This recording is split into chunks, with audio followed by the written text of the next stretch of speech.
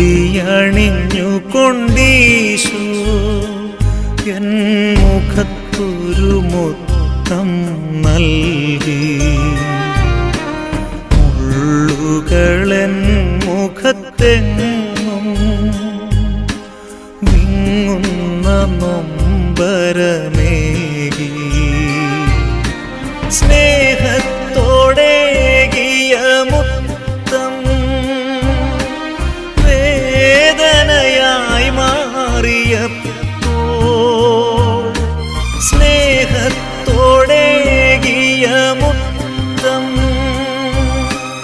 വേദനയായി മാറിയപ്പോൾ, ആ വേദനയ്ക്കൊരു പേരു നൽകി ഞാൻ. അതിൻ പേരല്ലോ സഹനം.